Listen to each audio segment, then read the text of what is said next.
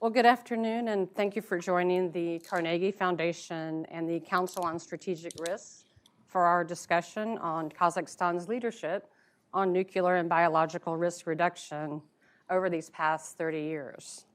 My name is Shannon Green, and I'm a senior fellow with the Council on Strategic Risks. Before joining the Council, I served as a professional staff member on the House Armed Services Committee, where I had the opportunity to oversee the Defense Department's Cooperative Threat Reduction Program and learn a bit about Kazakhstan. From my vantage point, Kazakhstan was one of the crown jewels of the successes in these efforts. But that success has not always been fully appreciated, I think, by the larger public. Following its independence from the Soviet Union in 1991, Kazakhstan possessed the fourth largest stockpile of nuclear weapons and a complex bioweapon production capacity. In the 3 decades since that time, Kazakhstan's governance and leadership has reduced the risk presented by these threats by giving up their nuclear weapons and destroying their biological labs in the entirety. The story of Kazakhstan is unique, it's remarkable, and it serves as a model for those countries seeking peace and security. From efforts to dismantle its weapons of mass destruction capacity, ensure a nuclear-free zone in Central Asia, and promote regional and international security, the story of Kazakhstan is a story of resilience. The potential solutions to today's nuclear and biological risks could heed these lessons. Russia's full-scale invasion of Ukraine continues to test the security environment in ways unseen since the Second World War.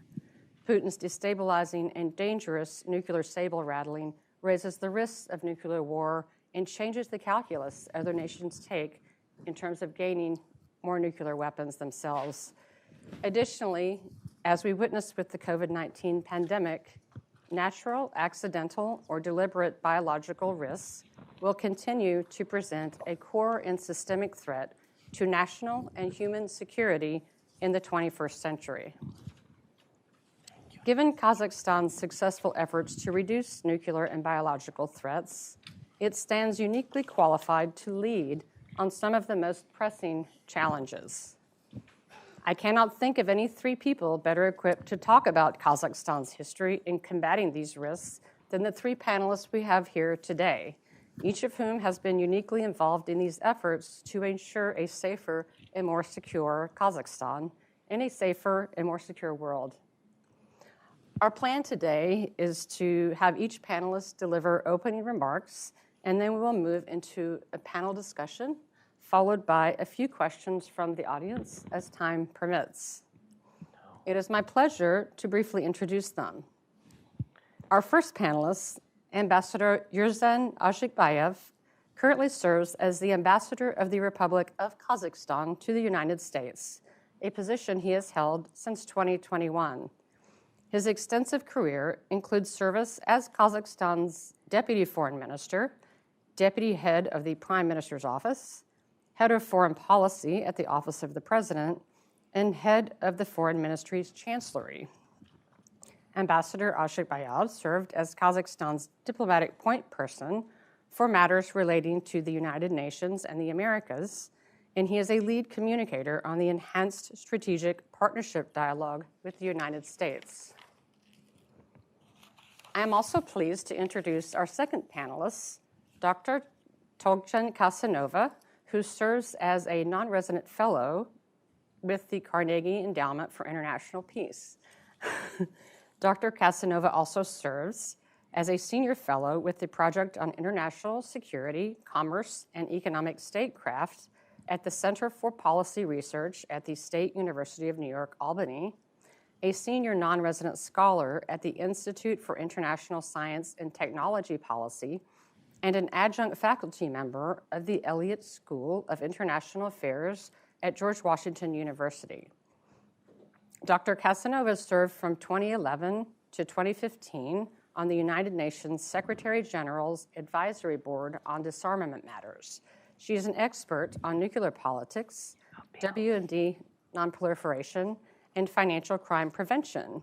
And among her insightful writings, in 2022, she published a book entitled Atomic Step, How Kazakhstan Gave Up the Bomb. And now I'm pleased to introduce our final panelist, the Honorable Andy Weber, who currently serves as Senior Fellow at the Council on Strategic Risks. He previously served from 2009 to 2014 as Assistant Secretary of Defense for Nuclear, Chemical, and Biological Defense Programs. Mr. Weber was instrumental in non-Lugar cooperative threat reduction efforts to remove weapons-grade uranium from Kazakhstan and Georgia and nuclear-capable MiG-29 aircraft from Moldova. He was also instrumental in working to ensure the destruction of Libyan and Syrian chemical weapons stockpiles. No small feat. Mr. Weber began his career in the State Department in the U.S. Foreign Service, where he held assignments in Saudi Arabia, Germany, Kazakhstan, and Hong Kong. Today's events coincide with the publication of a new report from the Council on Strategic Risks, written by Andy and Christine Parthamore, titled Lessons from Kazakhstan for 2024 on the Front Lines of Nuclear and Biological Risks. I encourage you to check out the report, which you can access from the QR code on our handout or from our website, councilonstrategicrisks.org. Let's go straight to Now, I'd like to kick off our panel by inviting the ambassador to make opening remarks.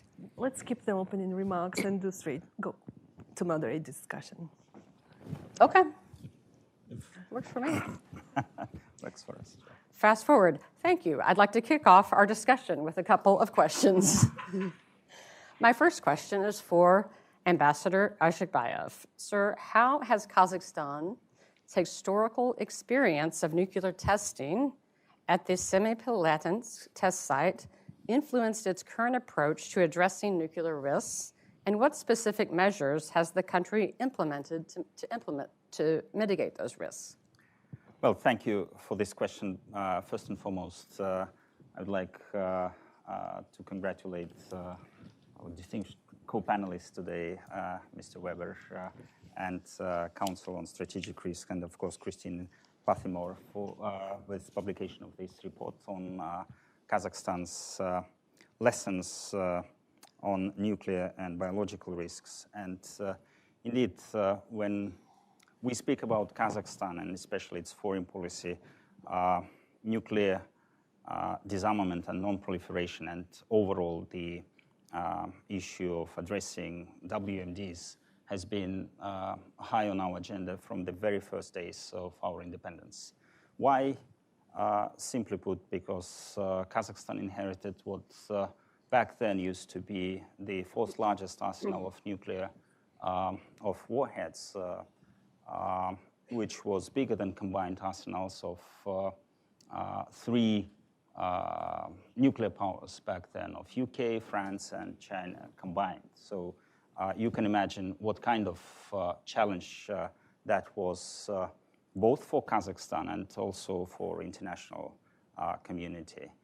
And of course, the legacy of Semipattin's nuclear test site has been devastating for the country, for the nation, for ecology, and this big trauma for the entire nation has established a foundation of what we call Kazakhstan's leadership in the matters on how to prevent, on how to address risks of weapons of mass destruction. So the mere naming of those efforts by Kazakhstan, so nuclear test site was closed, the fourth largest nuclear arsenal was relinquished, we joined NPT, Treaty on Non-Proliferation of Nuclear Weapons as non-nuclear weapon state. We joined Comprehensive Test Ban Treaty. So, and speaking of the treaties, of course, I should also mention TPNW, Treaty on the Prohibition of Nuclear Weapons. And let me point out,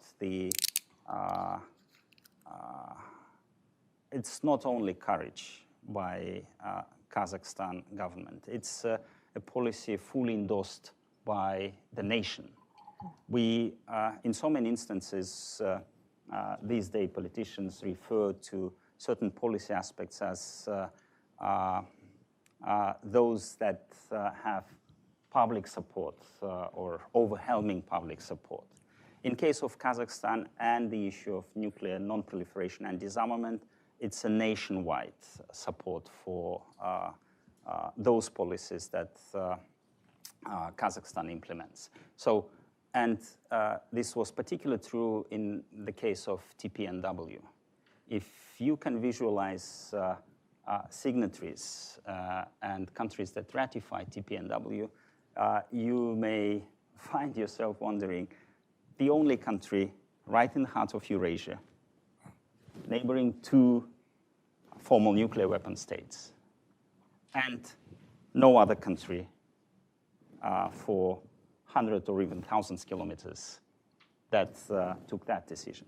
So it's again the aftermath of Semipattin's, as you put that in the question, nuclear tests that empowered the country, gave us moral authority to lead the way.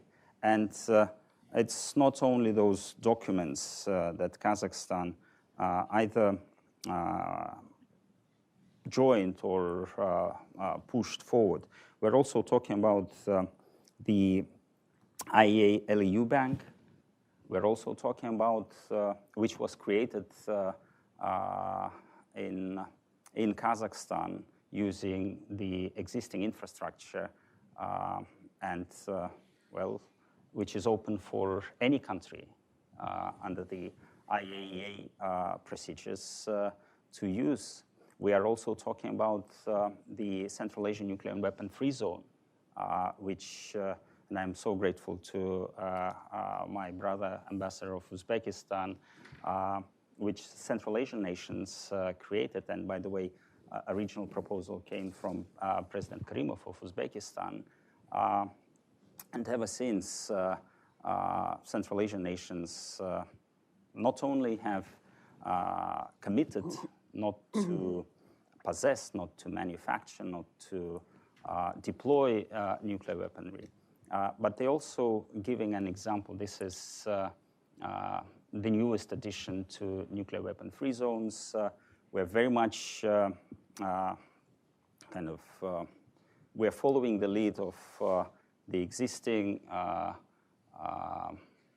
nuclear weapon-free zones, like Treaty of Tlatelolco. And if you can take a look and draw comparisons, what Tlatelolco meant for Latin American nations and how it united a huge continent.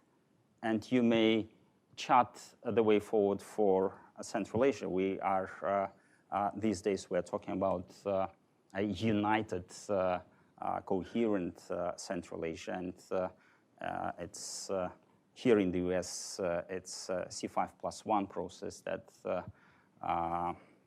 was evident last year on the margins of UN General Assembly when 6 leaders met together in New York and signed the New York Declaration. So overall, the biggest, I would say, end result of those testings is that it's empowerment of Kazakhstan, and it's really the people-backed foreign policy priority for Kazakhstan. And it's all the more important these days, as you've mentioned in your introductory remarks, not only because of the ongoing crises, but also because this the issue of the threats and risks of weapons of mass destruction, especially the nuclear ones, is waning down, is not high on the agenda of especially young generation of politicians, policymakers, decision makers. And it's important to keep it, always to keep in mind that this is the most devastating weapon ever ever constructed. So the more we control it, or the grand idea of Kazakhstan is to get rid of all the nuclear weapons, the more secure, more peaceful, more comfortable the life of human beings on the planet Earth will be. And that leads us to the next question about the great relationship between the U.S. Cooperative Threat Reduction Program and Kazakhstan, and how that sort of came to be. And Andy, I'll direct this question to you. If you could touch on that, including your efforts with the Dagestan Mountain Project. Yeah, so first of all, it's so great to see colleagues that I haven't seen in a while, and also so many younger people in the audience who weren't involved in those events 30 years ago. So I'm just so tickled that my former boss, Ambassador Bill Courtney, who was our first ambassador of the United States to Kazakhstan. In fact, it was an article in the Wall Street Journal about his raising of the flag in the U.S. Embassy in February of 1992 on the 26th floor of the Hotel Kazakhstan that inspired me to volunteer to serve there. We, in December of 1993, we hosted or helped arrange the visit of our little small embassy, Vice President Al Gore, just about 30, almost exactly 30 years ago last month in December of 1993. And that was an extremely important visit. And Kazakhstan didn't have to take this path, but it did. And now it's part of the national fabric, which gives it enormous moral authority. But two very important things happened on that day during Vice President Gore's visit. The Kazakhstan Majlis, or Parliament, ratified the Nuclear Non-Proliferation Treaty as a non-nuclear weapons state. And that was a really historic day and a historic decision. And Toghzan Kassenova's book, Atomic Step, recounts that history. And the other agreement that was signed that day between Vice President Gore and First President Nazarbayev was the agreement that allowed the Cooperative Threat Reduction Program, or the Non-Lugar Program, to begin what became over 30 years of partnership working against weapons of mass destruction, dismantling the SS-18 missiles, destroying the world's largest anthrax factory at a place called Stepnogorsk. If you were to go there today, thanks to the decisions by Kazakhstan to forego not just nuclear weapons, but also biological weapons, you'd just see a green field where that, or I guess it would be a white field this time of year.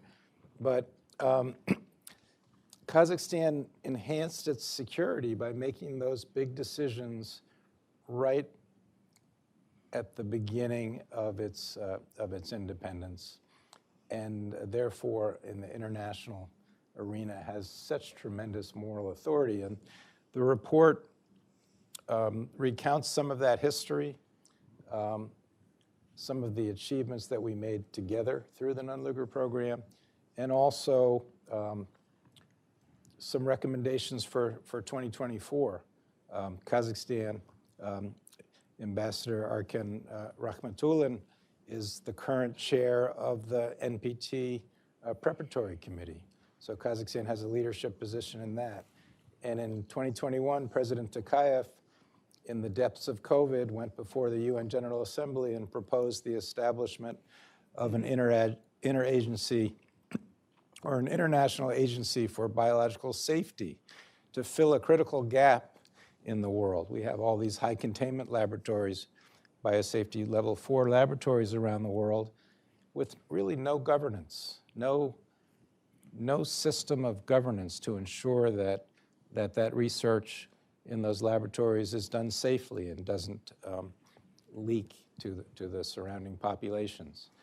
So we thought it was a good time to sort of look back at the history, but also look forward. And we're very encouraged at the Council on Strategic Risks that this will be an important year in spite of all the difficulties in the international security environment. Well, before we fast forward to the present, I'm curious, once Kazakhstan decided to become non-nuclear, what happened on the ground and just how difficult was that to become nuclear free? What are perhaps some of the stories you'd like to share about that period of time? Thank you, Shannon, and it's so nice to be here. I just want to remind what Kazakhstan was like in the early 90s. It was a completely new country in a very difficult situation. So resolving a nuclear dilemma was one of many challenges that the country faced. And I want to credit the policymakers, the diplomats in Kazakhstan of the time, because they were able to work with different partners.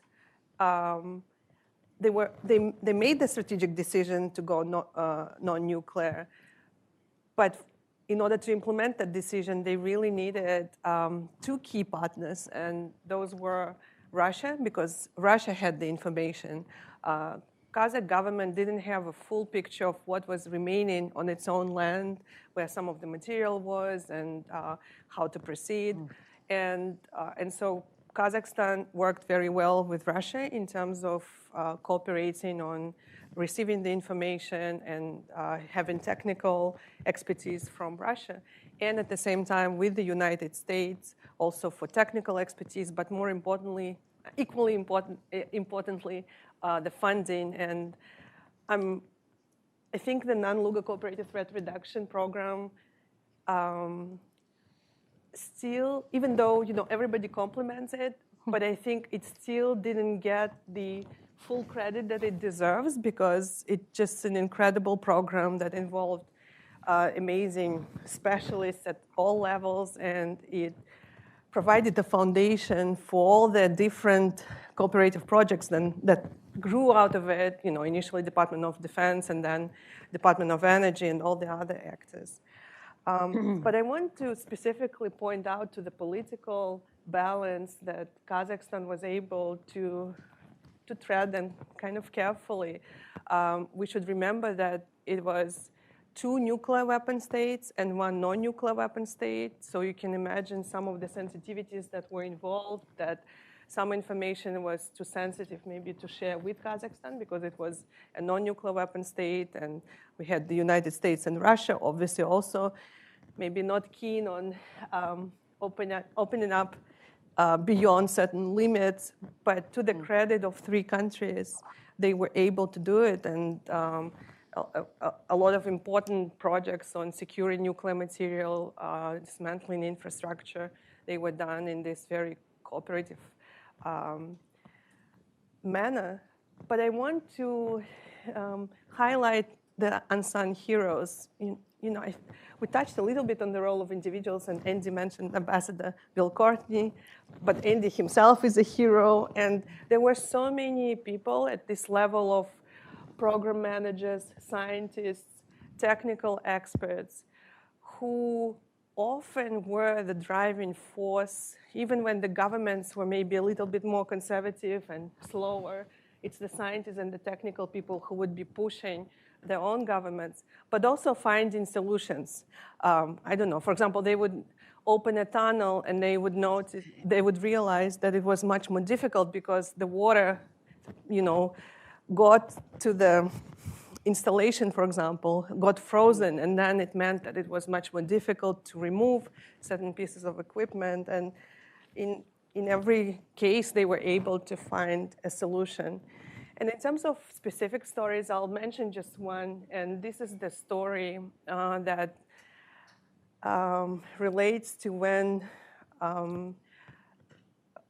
the Kazakhstan, with the help of the United States, when they were moving spent fuel from a facility in Aktau to a more secure facility at the former nuclear testing site.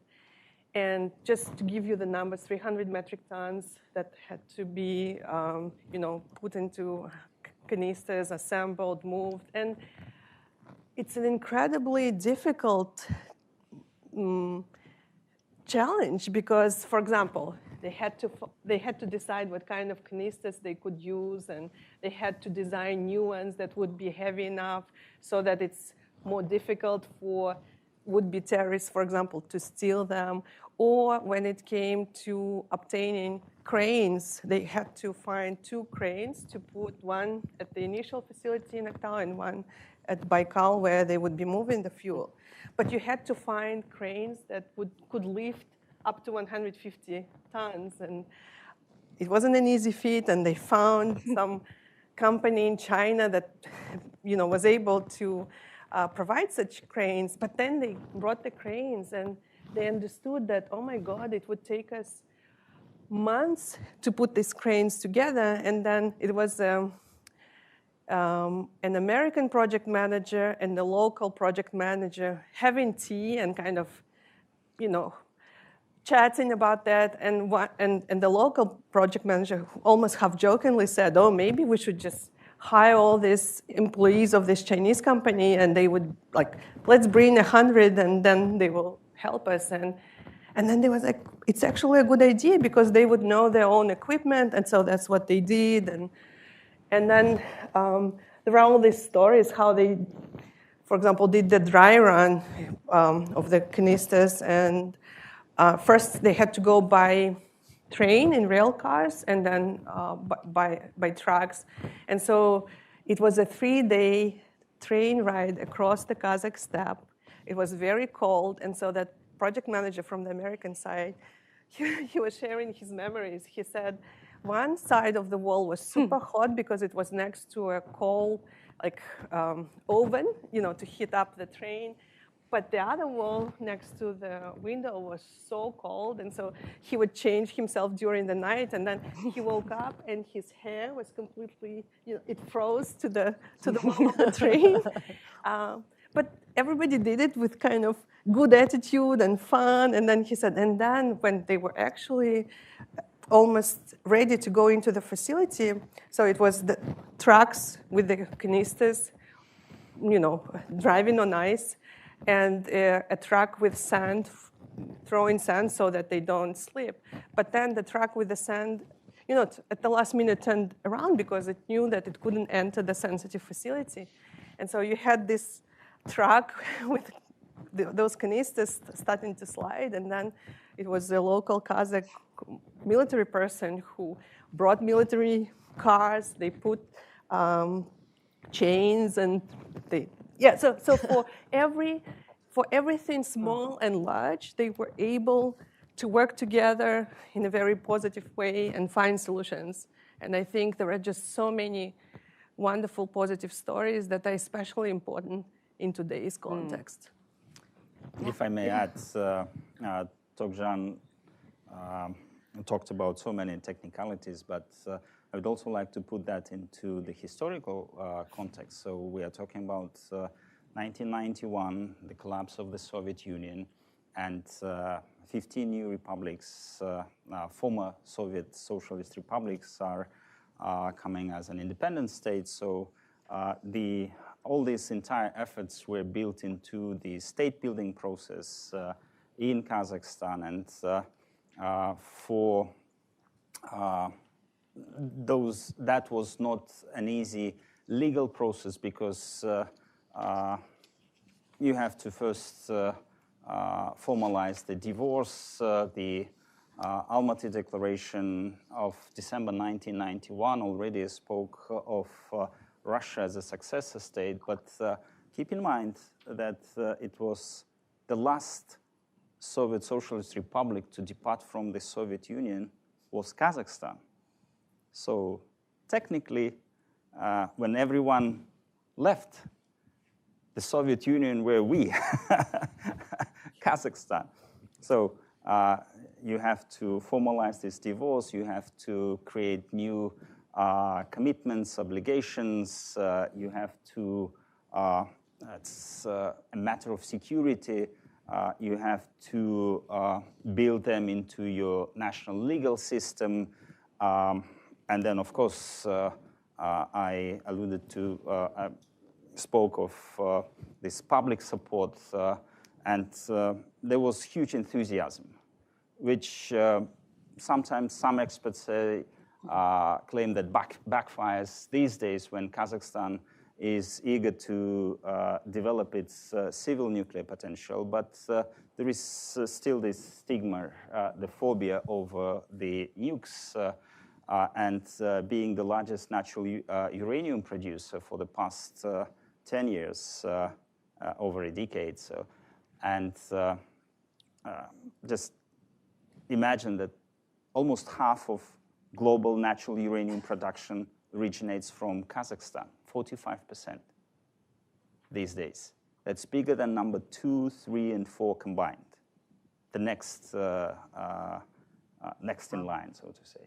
So a lot has been shaped for, not for years, but for decades or even centuries in the early 1990s in Kazakhstan, and that was extremely difficult process, both technical, legal, politically, of course. There were so many challenges, and I just want to reiterate how cherish we our cooperation with the US. Of course, US was guided by its own national interests, but nevertheless, we've managed to run this trilateral and different multilateral efforts.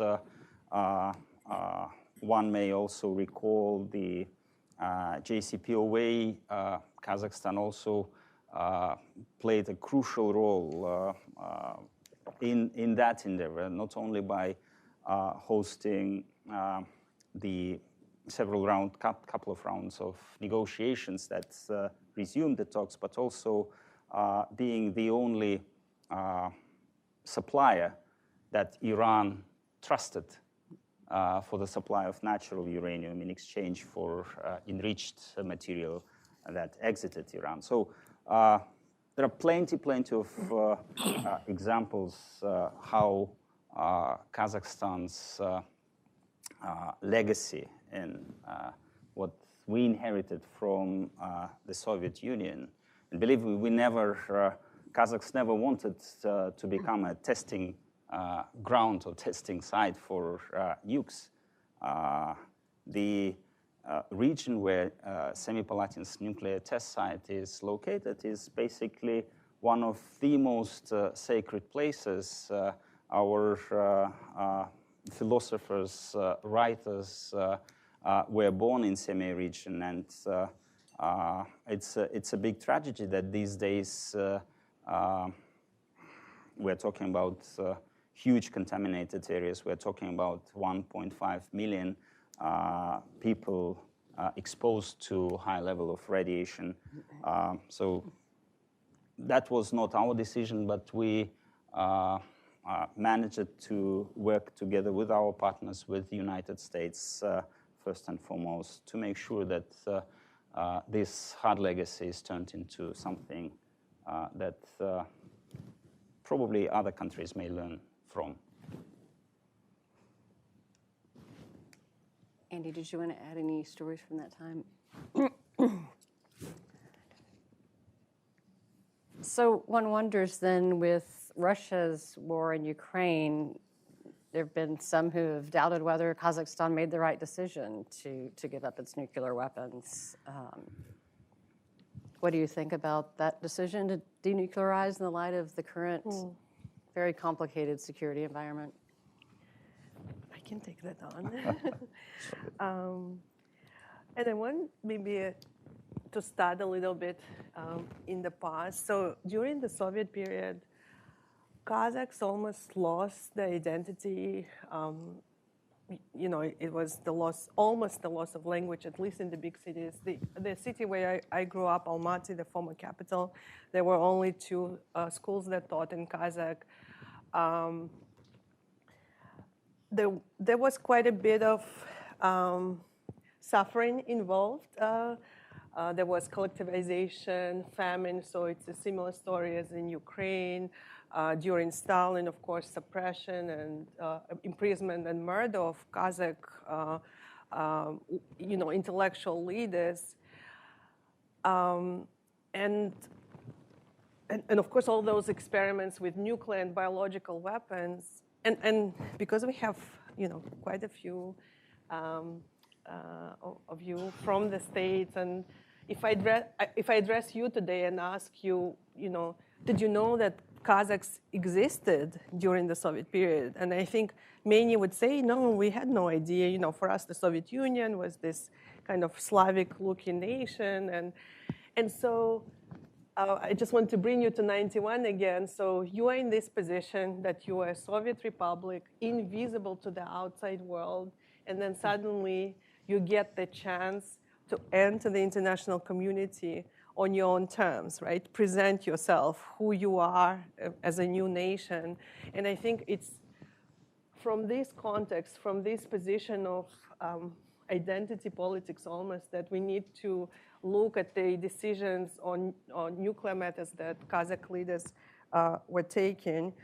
And the 2 main themes were, I think at the time, number 1, surviving as a state, and number 2, strengthening national identity. And so let's talk about survival a little bit. Kazakhstan, between 2 nuclear powers, Russia and China, but also, South Asia is not that far. A pretty complicated region. And at the time, the situation with the neighbors was a little bit more difficult than it is now. Relatively speaking. Already in the early 90s, for example, there were nationalists in Russia who would claim that parts of Kazakhstan in the north belonged to Russia. With China, Kazakhstan inherited some border issues from the Soviet period, and thankfully all those were resolved. But for any security challenge at the time that Kazakhstan faced, nuclear weapons were not an answer. And I think that's the addition to the narrative that we in the nuclear policy field should always be mindful about, because we're so used to the narrative that nuclear weapons mean more security. There are cases when actually, no, it's not the equation. And in terms of strengthening sovereignty and statehood, Kazakhstan was in a very rough position. So it had all these resources deep in the ground, but it didn't have any funds or technology to develop them. It also had to have access to international markets and international institutions. And all of that would not be accessible if Kazakhstan started pushing its way into a nuclear club. And I think it's also important to remember about the norms. For me, it was amazing when I worked with the archival documents and just reading what the advisors were writing. In the early 90s, how they were advising the government, they actually talked quite a bit about the NPT and the norm. They would say, no, we don't want to be the final nail in the coffin of the NPT. And even though they saw the NPT as not a very just and fair arrangement, but it was an accepted norm. And so I know that nowadays with the war, this discourse on whether Ukraine and Kazakhstan made mistakes, it's very at the forefront. And I understand where these questions come from, but I think both for Ukraine and Kazakhstan, they would have become very different countries if they would have made other decisions. And just for Kazakhstan, I want to remind that it was entering the world, and I think it's important that it entered that world on the terms that it entered. And I think the question should be not whether Kazakhstan and Ukraine made a mistake because they took the decision that was the best for them and for the international community. The light should be on why is it possible that Russia is doing what it's doing. Very fair point. Mr. Ambassador, would you like to comment on this? Well, let me just put that we believe in the policy choices we made. They paid off greatly, and it's sometimes it's viewed as a transactional maneuver or act. Like we of course we relinquished nuclear weapons. We became non-nuclear weapon states, and in return, not only we get the recognition of Kazakhstan as an independent state, but also these days we say north of 60 billion in FDI from US alone. The development of the oil fields in Western Kazakhstan, the overall Kazakhstan's integration into global economy. So you can trace roots of so many policy actions, even today, to the decisions, strategic decisions made in early 1990s. And it's probably therefore, speaking of whether countries should or should not possess nuclear weapons,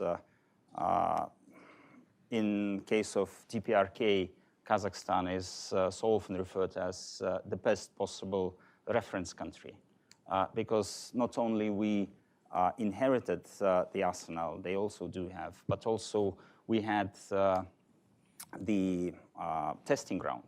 We had facilities that were part of this military-industrial complex. So it's relevant.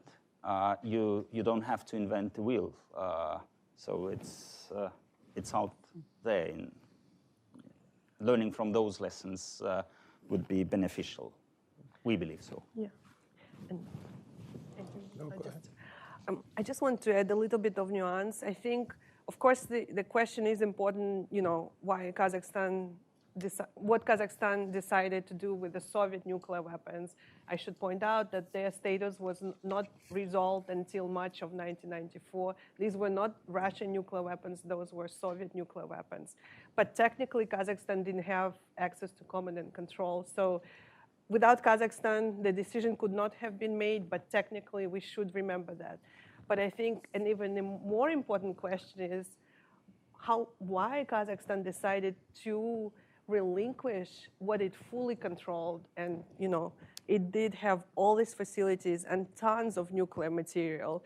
And so if not for the political decision to choose a non-nuclear path, Kazakhstan was in a very good, it had a good starting pack, even if we take the Soviet nuclear weapons out of the equation, just in terms of the infrastructure and the material. And so even if we frame the question, gave up weapons, and we mean the actual weapons, I think we should think about this question in a broader term in terms of everything else that was there. Anything? Yeah, that's a very good point. I mean, the amount of fissile material that was on the territory of Kazakhstan was extraordinary. At the plutonium production reactor at Aktau on the Caspian Sea, there were 3 tons of plutonium in the spent fuel. I mean, that reactor was built and operated to produce plutonium for the Soviet Union's nuclear weapons. And then in Project Sapphire, which I became involved in, they had about 600 kilograms of 90% enriched HEU at the Ulba factory that were left over from a a Soviet naval reactor program, and 126 kilograms of that was pure uranium metal, directly weapons usable materials. And Kazakhstan agreed in a secret project with the United States to safely package and transport that material to the United States in November of 1994, where it was blended down to LEU for the nuclear power industry. It didn't have to do that. And that was just one of many concrete achievements to reduce these risks. Ambassador from Uzbekistan is here in the Aral Sea, which is an environmental tragedy.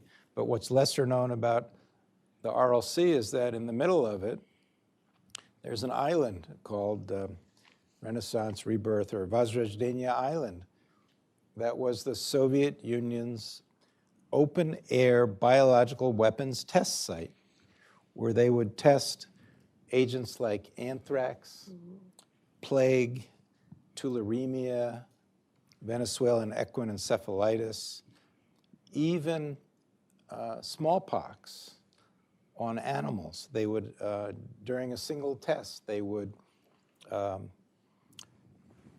place 80 to 100 non-human primates on a large 144 square kilometer test grid, and then expose them to agents, often from aircraft. And then they would take them back into a high containment facility to see how effective the weapons were, how quickly they died, how many of the animals died. It was unbelievable. And then in 1988, the Soviet military, they were afraid they were going to be found out for having mass-produced anthrax. They moved over 100 tons of anthrax agent by rail from behind Lake Baikal to the port city of Aralsk, and then by ship to Возрождение Island, and they buried this anthrax in 11 pits.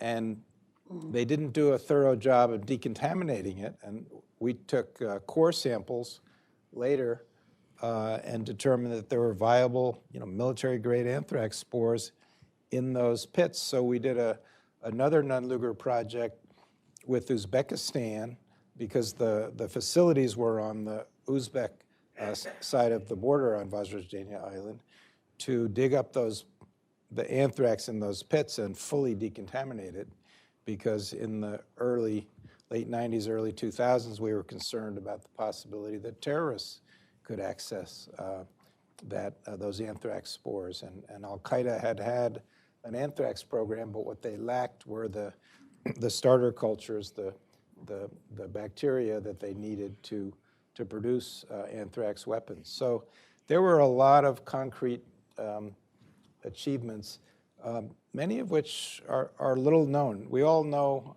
I think everybody in this room, how many in this room have been to Kazakhstan? Yeah, it's interesting to see. And there weren't as many people with experience on the ground in Kazakhstan at the beginning, especially from the United States. And now we have a whole generation of people who've lived there and speak the language, and it's really fantastic. We need to keep up these exchanges, but we didn't have that luxury in the beginning. We were just trying to figure it out day by day, and the stories of working together. And what was so special about it was the common mission. I mean, we were working together to make the world a safer place. And what better motivation could there be? And we made real steps in that direction. And it's a shame to see the world we're in today, where President Putin is threatening to use so-called tactical nuclear weapons, brazenly threatening to use them as a sort of normal weapon of war.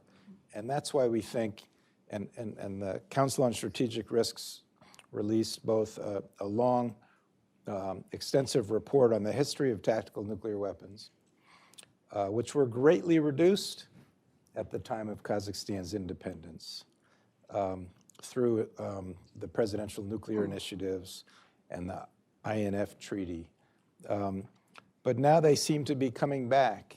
And these are the weapons, the nuclear weapons that are most likely to be used. They blur the line between conventional and nuclear. And we talk about them like they're usable. Indeed, proponents of them think that's one of the features that makes them a good nuclear weapon for deterrence. But I think they actually undermine strategic deterrence. Would you want your adversary to think that if he uses a small nuclear weapon, that the response would be a proportionate small nuclear weapon? No, we want them to doubt and fear strategic response. So that's a stable deterrence, and that's why we're looking to Kazakhstan's leadership and other countries that want us to step back from this world where nuclear weapons become a normal tool of war fighting, back, to deblur the line and have a bright red line between strategic nuclear weapons and conventional weapons. Mr. Ambassador. Yeah, Shannon, I just wanted, since your question on whether to pursue or not to pursue this nuclear option generated so many different examples, I just wanted to come up with yet another one. Kazakhstan, by the way, the 9th largest landmass, landlocked country. We are probably the only country in the post-Soviet space that has agreed upon all of its borders. So, and that includes the 7,591 or 2 kilometer long borderline with Russia, almost slightly over 1,800 kilometer borderline with China. If Kazakhstan was to pursue a nuclear option, do you believe that both Russia and China would agree to those borders? That's an open question. But since we do have the totally demarcated and delineated border with those two powers, the answer is evident, for us at least.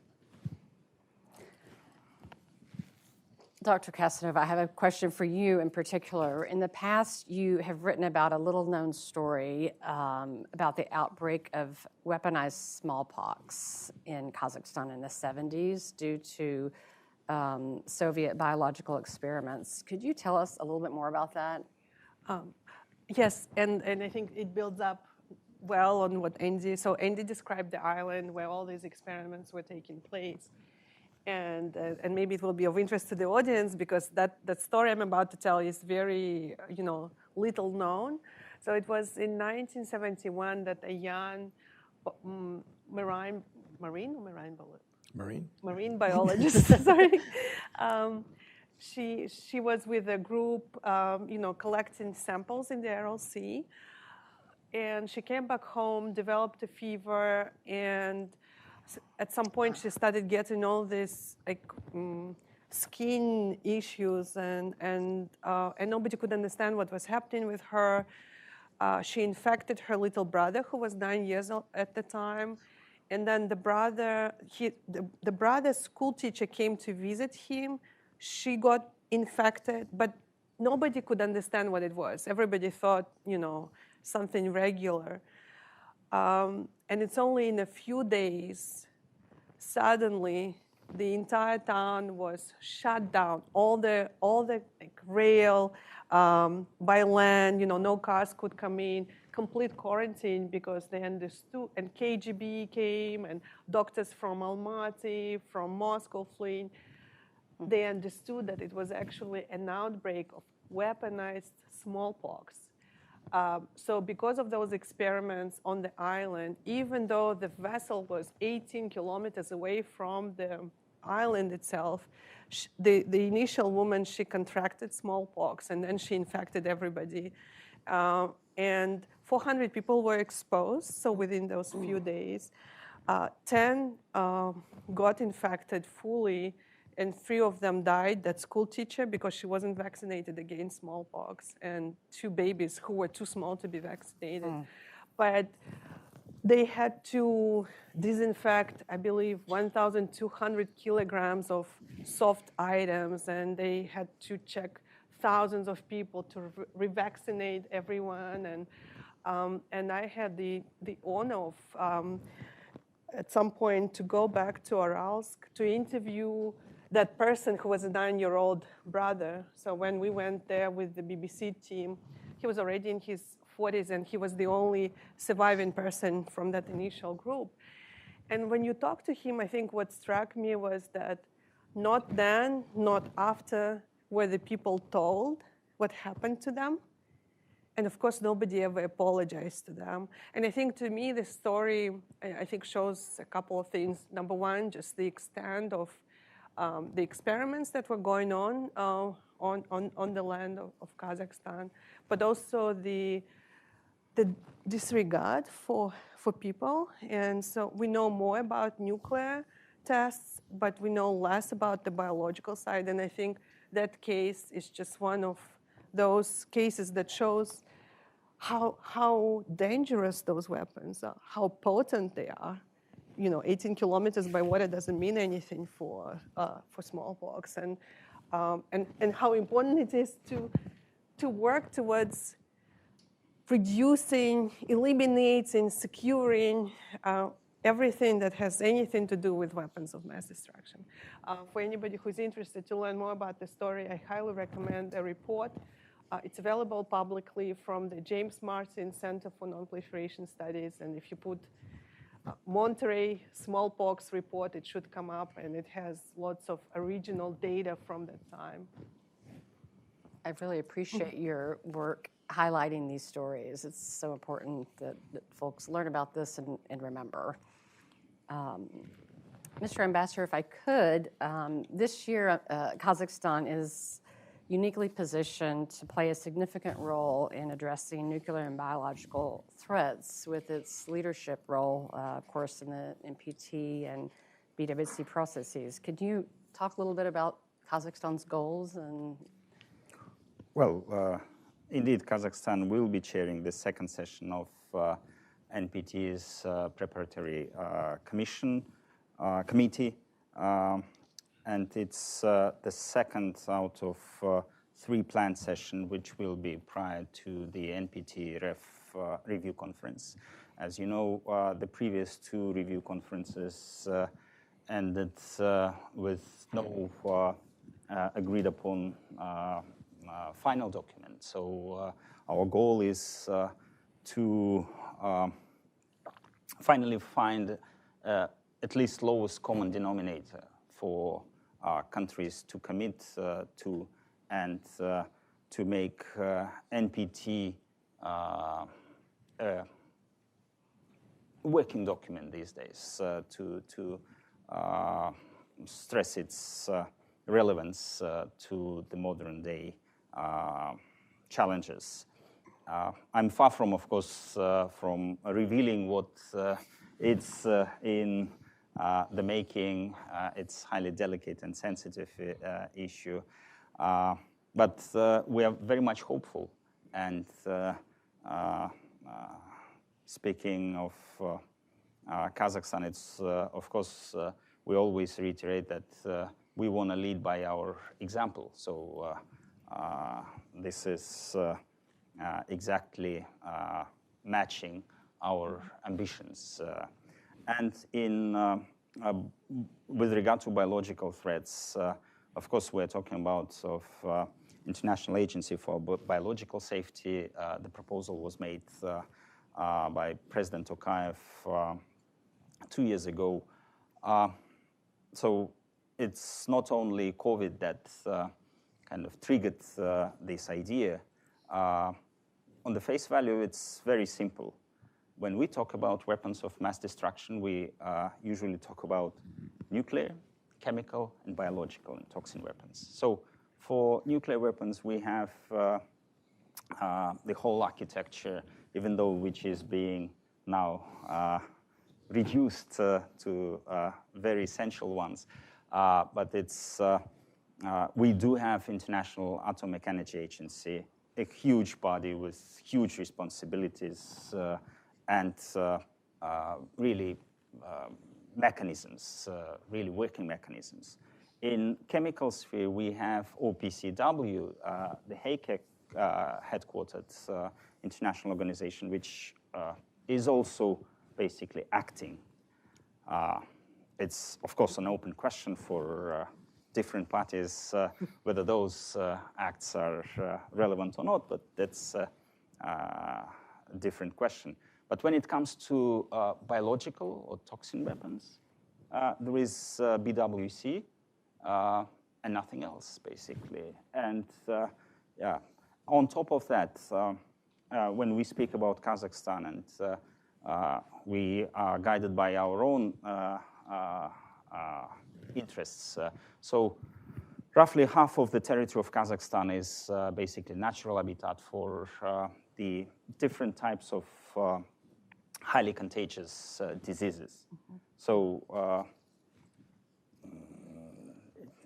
you can't run from that fact. It's in there, so it's a constant threat in Kazakhstan. So, and given this increasing globalization, increasing connectivity, it very well might challenge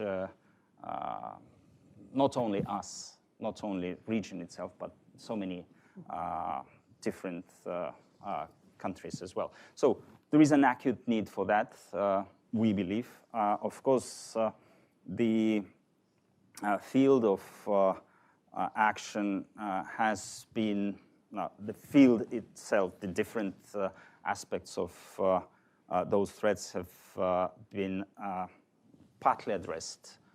Even by IAEA, they do have a share of the work. WHO is also dealing with part of the issues. But if we want to live in, and I'm speaking as a diplomat, not as a technical expert, if we want to live in a safer place, we definitely need to close those gaps. And currently, it's a negotiation process. Kazakhstan came up with a concept paper, a statute.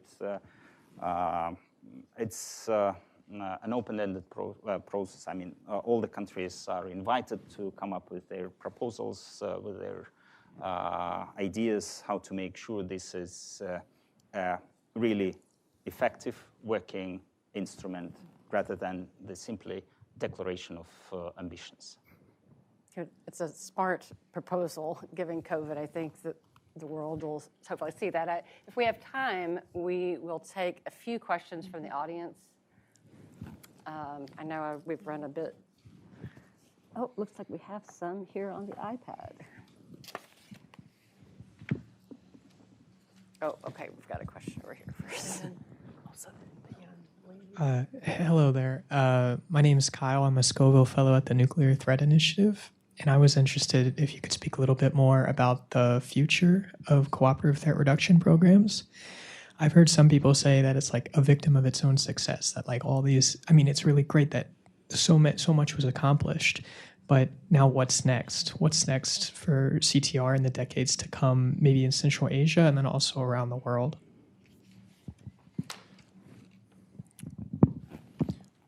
Well, these programs are only 30 years old, so they're at the prime of their life, in my opinion. They, have grown into a family of programs implemented by the departments of State, Defense, and Energy. There's still an ongoing effort focused on nuclear materials security that NTI is very involved in. Border control is also, counter-smuggling is a very important aspect. The biological threat reduction program is active now, not just initially it was in Russia, Ukraine, Central Asia, and the South Caucasus, but now it's a global program with work in Southeast Asia, throughout Africa, to strengthen the capacity to detect, characterize, and respond to infectious disease outbreaks no matter what their cause, whether they're natural, accidental, or deliberate. And there's still a huge amount of work in that area that needs to be done. And Congress continues on a bipartisan basis to support the cooperative threat reduction programs. So I think they have a bright future. And I was 33 years old when I showed up in Kazakhstan, and that was the prime of my life. And I feel the same way that the CTR program is in the prime of its life. And you continue to be in your prime. And we have to thank two of the just visionary senators, a Democrat and a Republican, Sam Nunn and Dick Lugar from Georgia and Indiana, respectively, who had the vision to come up with this program that it allowed us to work together. It gave us resources to work together, and it's still thriving. And Kyle, for the future, if we're ever in a situation that North Korea agrees to some dismantlement, who would it agree to have on its territory helping with this? Maybe it will be a bit more sensitive to bring in Americans, but then maybe there will be people from Kazakhstan who were part of those cooperative threat reduction projects who could go and help. So even if it's not the immediate scenario, but there is important expertise and experience that was collected that actually, I believe, might become relevant in a very tangible way somewhere else in the world. I have the microphone. Good afternoon. Thank you very much for this very encouraging session. I have a question to Mr. Weber and also to Dr. Kassenova. I was lucky to work for the James Martin Center for Nonproliferation Studies in early 2000s in Almaty in Kazakhstan. And I remember exactly what you were talking about, this great spirit of cooperation between scientists, between government officials from many, many countries. And it was wonderful. We had your team coming to, and the Dr. Achabar at Anti-Plague Institute was very welcoming, and a lot was done.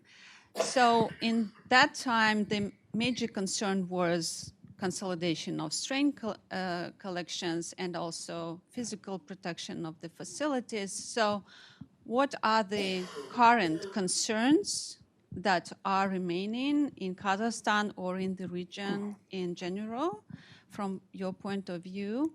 And also, Dr. Kassenova, in your book, you give this, you've done very good research on the impact of the nuclear testing on local people, how what their health was damaged and how they were affected by this Soviet nuclear program.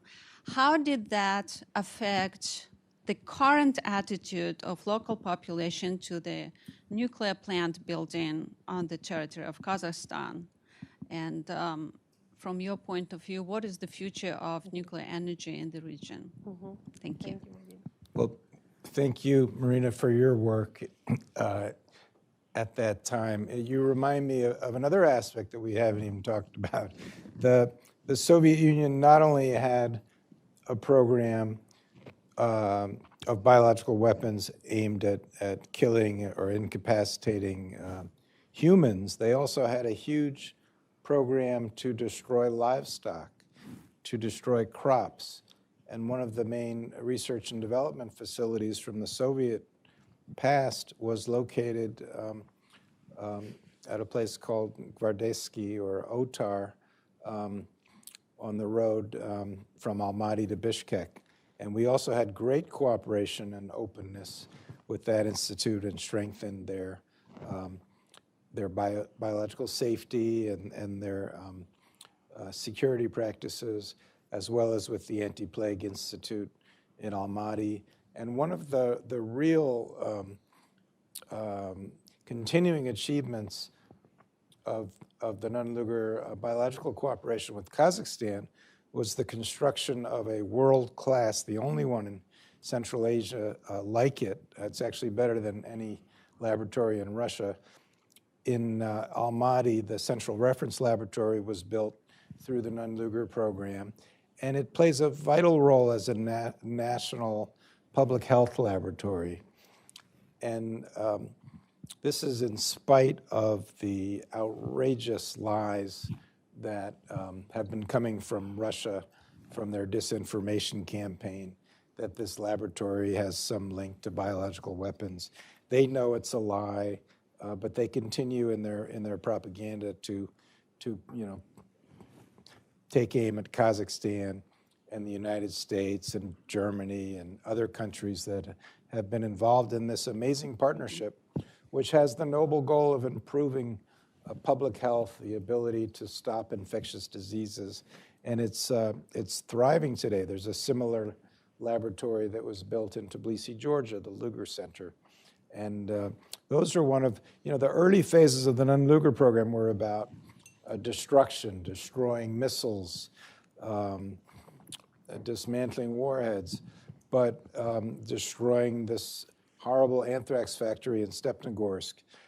But the second era of Nunn-Lugar was about building capacity and building these amazing laboratories that are working every day to improve the public health of Kazakhstan's citizens and make the whole world safer, because an infectious disease outbreak anywhere is a threat everywhere. Marina, thank you for your question. And something that Ambassador mentioned in the beginning, this trauma from the Soviet nuclear tests, and that it's still very much present at the forefront in society. And I just want you to kind of to feel why people feel this way. So, especially the communities that are next to the former testing site, it's now the 4th or 5th generation of victims, and it's higher cancer, overall mortality rates, and children who are sick. And it's not only the diseases that you cannot see, but it's also very visually, visual manifestation of health impact.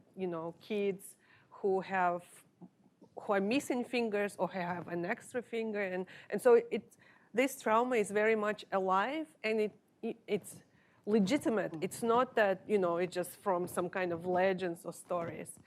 And so the way I see it, I see that there is this legitimate trauma, very founded in real life, but there is also a component that is phobia that. For example, for general population, if they hear low-enriched uranium fuel bank, sometimes it's also the mass media that misrepresents and would say it's nuclear waste from the outside. And so I think some of that unfounded or sometimes erroneous representation really influences the discourse on the nuclear energy and peaceful use. That there is this overall, I think, allergy to anything that even has the word nuclear. And I don't know. I don't work in the energy field, so I don't know whether Kazakhstan truly needs nuclear power or not. And I think the government needs to answer very serious questions on safety, security, so that there is no corruption, that the partner is chosen wisely if they go for it. So for now, it seems that the plans are pretty firm, firmer than they were before. But you never know. You probably remember in the 90s there was similar discussion. But yeah, I would say that unfortunately sometimes the discourse itself is not very, and it's universal, I think. It's not just in Kazakhstan. But in Kazakhstan, there is this layer of trauma that I think is added. But I think the government can do a better job in terms of communicating better with the society, with the public, in terms of what it's trying to do and the steps it's planning to take. We'll take a quick question here, and then we'll go into closing remarks. Thank you so much. I'm Jennifer Mackbee, and I worked on the Comprehensive Test Ban Treaty as well as now Biological Weapons Convention. And I also recognize the tremendous role Kazakhstan has played in this regard. I've been to Semipattin, and Kazakhstan also hosted a CTBT major simulation event back in the early 2000s, I guess it was. 2008. But what I wanted to follow up with what Andy said about the CTR and the disinformation now. As you know, in the Biological Weapons Convention, Russia has accused U.S. of these labs, in particular the Lugar lab in Ukraine, of producing bioweapons. And so I'm wondering what you think, you, Ambassador, and Andy, and Toghzan, if you wish, what can be done to fight this? Because it's really holding up any progress in the Biological Weapons Convention. There are a number of issues that are very ripe for agreement, and then this pops up, and nobody can do anything. Thank you. Well, thank you for your question. We know and understand those concerns of our Russian partners. At the end of the day, we are neighboring nations, and we share the longest uninterrupted land border in the world. So, and to the audience to understand, I always give a visualization of this border. So if you imagine the straight line from New York to Moscow, our border is longer than that if you straighten it up. So it's day-to-day work carried out by foreign ministry, by other agencies of Kazakhstan to address those concerns. And we are open not only to our Russian partners, but to everyone, basically. The CRL has numerously been the place of international roundtables, workshops. We are open to having a bilateral or multilateral international research programs on the field. And in my notes here, I also have that we do have certain plans to continue using the CRL facilities for those types of projects. So it's in line with transparency, openness that we advocate for the creation of International Agency for Biological Safety, that we are kind of treating our own existing entities, institutes within the country. Yeah, I would just add that, as an outsider scholar, I find it very important that Kazakhstan, is always welcoming. I think, not once the Russian side, including the Russian side, that international partners are invited to come. It's not some secret facility that they can actually come in and see. And the second point, I think, because the ties between the scientists are so close. So I think on everyday level, the serious scientists in Russia would know very well what their Kazakh colleagues are doing, and that there is nothing nefarious going on. And I think, just in general, I hope that one day, maybe we won't get to the idealism of the early 90s, but I hope that eventually it will not be a taboo to remind that Russia was part of cooperative threat reduction for decades. And this cooperation was excellent, that Russians and Americans worked on extremely sensitive projects. And so for such a long time, Russia was in support of these programs, of these projects. It received also technical assistance and funding. So there is a bit of a mismatch, I think, between the current elegy and accusations and the previous spirit of cooperation that existed, between Russia and the United States under the same umbrella. Yeah, Jennifer, thank you for your work in this area. But the answer is really simple. We fight lies with truth and transparency. I think it's both maybe a little funny and sad that the main spokesperson of the Russian lies about these biological, public health facilities is General Igor Kirillov, who is in command of the Russian military biological and chemical facilities that have never been visited by international inspectors, that are still to this day top secret that are part of Russia's biological weapons program. He's the one going to the UN in Geneva making these outrageous lies. That's a rich irony. So unfortunately, just like the KGB operation in the 1980s to plant stories around the world, it was called Operation Infexia, that HIV/AIDS was caused by a release from a US military laboratory. We know now from interviews, public video interviews with the KGB agents who carried out that operation, that it was a total fabrication. But still to this day, countries, people in Africa believe these lies. So it's part of this Soviet major, KGB-style disinformation campaign that unfortunately lives today because, President Putin and his coterie, they're the youngest of that Soviet KGB generation. And so I think what we're witnessing play out real time today is sort of the last dying gasp of the Soviet Union. On this note. One can hope. We have just a couple minutes left, so I'll hand it over for any closing remarks. I just want to thank the three panelists for being here and for all you have done and continue to do to make the world a safer place. And any closing thank you. comments? A few comments on my part.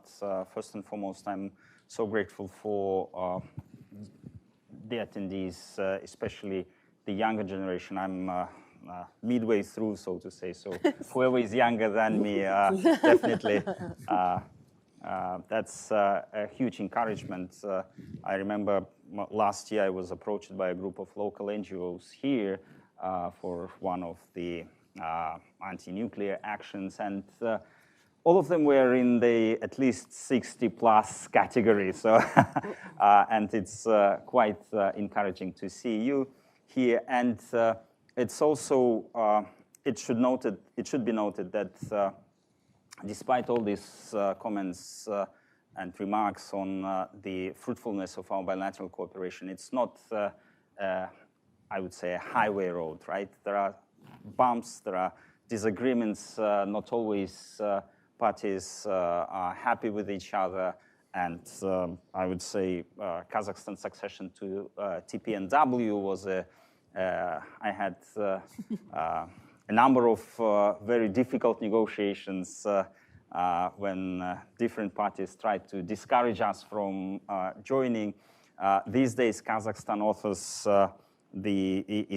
advocates for an establishment of international trust fund to assist those affected by nuclear testings. Well, we co-authored a UNGA First Committee resolution titled Addressing the Legacy of Nuclear Weapons. We understand the sensitivity of those issues for all P5 countries, but life doesn't stop there. It's an ongoing process, and there is a great value in our cooperation across the field, across all WMDs, and we very much look forward to this type of fruitful cooperation that we enjoyed for the past 3 decades. I would just thank all of you for coming in person. And I want to thank our online audience, all those who are listening in. And I have so much gratitude to those people who took part in those projects in risk reduction work. And again, it's probably more for the younger generation. If you choose to work in this field, it's not the easiest field to work because progress is sometimes slow and things may sometimes appear hopeless or too challenging or too sensitive. But if you do choose any of these issues as your career, I just encourage you not to give up. And it is a rewarding field to be in. So just hope some of you will make it your profession. Yeah, it's a great privilege to work in this field, to counter weapons of mass destruction, to make the world a safer place. I just am so lucky that I made the decision to volunteer to serve at the U.S. Embassy in Almaty in the early 1990s, and then was allowed, thanks to the Nunn-Lugar program, to continue working in this field for the remainder of my government career and now post-government through the Council on Strategic Risks, working on nuclear weapons issues and biosecurity issues. It's just such a privilege. I think of my classmates in high school who haven't had that opportunity. They're working in banks or factories or in Kazakhstan, insurance companies, so the fact that you're here, that you're interested in these topics, that you're thinking about pursuing, there's so much work ahead of us that needs to be done, and I'm so hopeful that a new generation is going to really, really make the progress that we need so badly to make sure that I visited Hiroshima and Nagasaki last year. We need to make sure that those are the last nuclear weapons that are ever used. Thanks again to our panelists. Thanks to the audience who is in person and those that are online. And again, thank you to the Council on Strategic Risks and the Carnegie Endowment for International Peace for hosting the event. And please join me in a round of applause for our panelists.